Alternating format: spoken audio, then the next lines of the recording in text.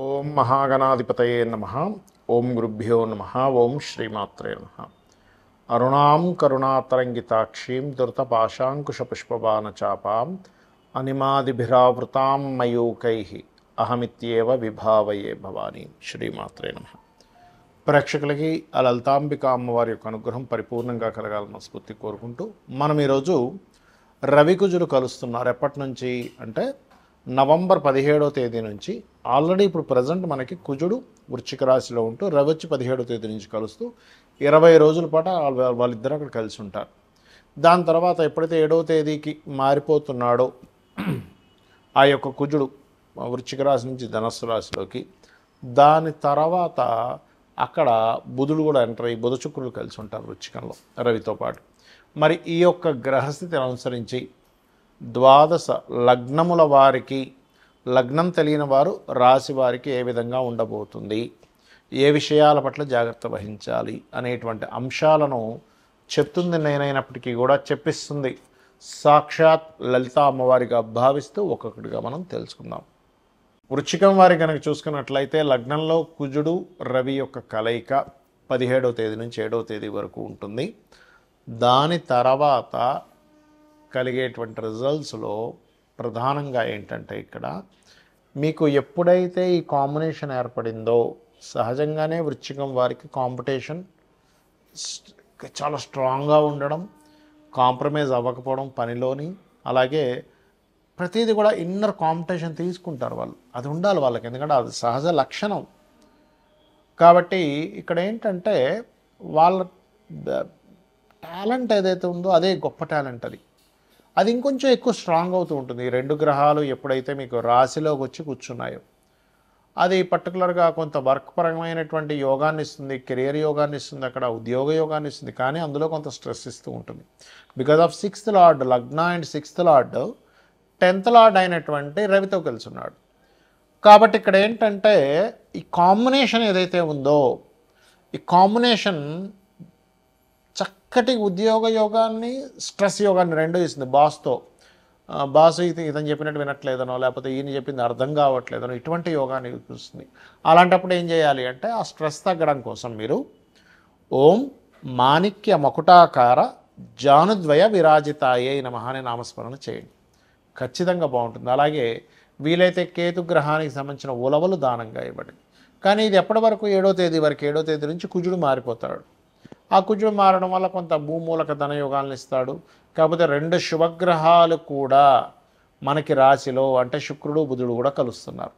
ఈ శుక్రబుధుల యొక్క కలయిక అనేటువంటిది ఏంటంటే కొంచెం ఇష్టపడిన వారు వివాహం చేసుకోవడానికి మీకు కొంతవరకు కనెక్ట్ అవ్వడము, అలాగే కొంత పార్ట్నర్స్ మూలంగా కొన్ని ప్లానింగ్స్ వల్ల కొంత కలిసి రావడము, అదేవిధంగా కొంత వివాహ సంబంధించిన విషయాలే కొంత స్ట్రెస్ కూడా అవ్వడం. ఎందుకంటే శుక్రుడు ఎంతైనా సరే సప్తమ వ్యయాధిపతి కదా.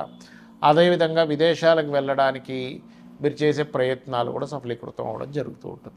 ఇక మీరు నిత్యము చేయవలసిన దేవతారాధన, మీరు దత్తాత్రేయుడు ఆరాధన చేయండి. రవి, కుజ, రాహుకేతు, శని గ్రహాల దగ్గర దీపారాధన చేయండి. అన్ని విధాలు బాగుంటుంది. ఎప్పుడైనా ఎవరి జన్మజాత చక్రంలో అయినా ఈ అగ్రెసివ్ని ఇచ్చేటువంటి ప్లానెట్స్ కలిసి ఉంటాయి, అంటే రవి కుజులు కలిసి ఉంటే ఎటువంటి ఫలితాలు, దానికి పరిహారం ఏమిటి, అదేవిధంగా శుక్రబుధులు కలిసి ఉంటే వాళ్ళకి కలిగేటువంటి ఫలితాలు ఏమిటి, దానికి తీసుకోవాల్సిన జాగ్రత్తలు ఏంటి తెలుసుకుందాం. సహజంగా ఏంటంటే రెండు గ్రహాలు అంటే ఉష్ణాన్ని కలిగినటువంటి గ్రహాలుగా చెప్తారు. అగ్రెసివ్ ప్లానెట్స్ అంటారు వీటిని. అంటే ఇది కనుక లగ్నానికి వస్తే వాళ్ళకి కొంచెం ఎమోషన్గా ఎక్కువగా ఉంటుంది. 3వ స్థానానికి వస్తే ఎక్కువ ధైర్యసాహసాలు ప్రదర్శిస్తారు.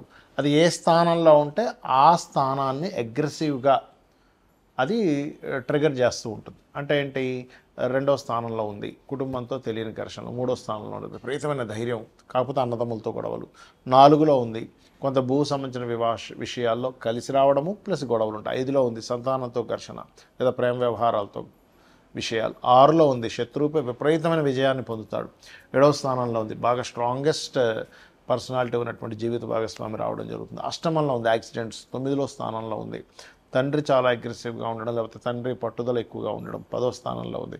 వీళ్ళు ఎక్కడైతే జాబ్ చేస్తారో అక్కడ లీడర్గా నిలబడతారు, కానీ అక్కడ ఎంతో కొంత స్ట్రెస్ మిమ్మల్ని వెంటాడుతూ ఉంటుంది. 11 అయితే ఆల్ సక్సెస్ ఉంటుంది, రాజకీయంగా కానివ్వండి, మెడికల్ పరంగా కానివ్వండి. అలా 12వ స్థానంలో అంటే వివాహ జీవితం మీద ఎఫెక్ట్ చూపిస్తుంది. ఇది రవికుజులు ఉంటాయి. మరి దీనికి ఏం చేయాలి? ఒకటే గుర్తుపెట్టుకోండి, ఓవర్గా ట్రిగర్ అవుతుంది 2 ప్లానెట్స్ కలిసి, అదే మెయిన్గా వీళ్ళకి ప్రాబ్లమాటిక్ అవుతుంది.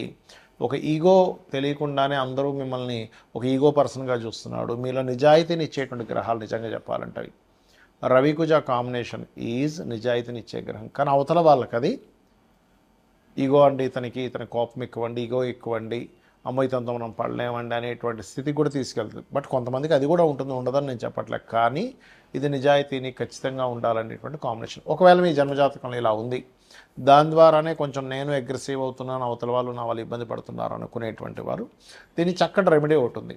ఏమిటది? చక్కగా మీరు గంధము కలిపినటువంటి నీటితో శివునికి అభిషేకం చేయడం. రెండవది, సూర్య నమస్కారాలు చేస్తూ సుబ్రహ్మణ్యేశ్వర స్వామిని సూర్యభగవానుల్లో మనం దర్శించడము. అంటే సుబ్రహ్మణ్యేశ్వర ప్రతి ఎనర్జీ సూర్యుల్లో ఉందని చెప్తుంది మనకు శాస్త్రం. అలా చేయడం. అలాగే మరొక విషయం ఏంటంటే గోవులకి క్యారెట్స్, గోధుమ రవ్వ ఆది మంగళవారాలు తినిపించడం. రావి చెట్టుని బ్రహ్మ విష్ణు రుద్రుల యొక్క స్వరూపంగా చెప్తూ ఉంటారు. వాటి కిందనే సర్పాలు ఉంటాయి మనకి ప్రతిష్ఠ చేసినవి. అక్కడికి వెళ్ళి చక్కగా మీరు ప్రదక్షిణం చేసుకొని ఒక రాగి చెంబులో వాటర్ తీసుకొని అందులో పసుపు కుంకుమ గంధం కలిపి చిటికెడు వేసి కలిపి ఆ చెంబు పట్టుకొని ప్రదక్షిణం చేసుకొని వాటి మీద కనుక మీరు అభిషేకం చేసినట్లయితే చాలా అంటే చాలా మటుకు కంట్రోల్ అవుతుంది. దీంతోపాటు రుద్రాక్ష ధారణ చేయండి. ఎన్ని ముఖాలు చేయాలి ఏమిటంటే అది ఎన్నో భావంలో ఉంది, అన్ని ముఖాలు చేయండి. అంటే 1వ భావంలో ఉంది భద్రాక్ష దొరుకుతుంది చంద్రాకారంలో, 2వ భావంలో ఉంది 2 ముఖాలు, 3వ స్థానంలో ఉంది కాంబినేషన్ 3 ముఖాలు, 4వ స్థానంలో ఉంది 4 ముఖాలు. అలా 12 భావాలకి 12 ముఖాలు మీరు ధరించవచ్చు.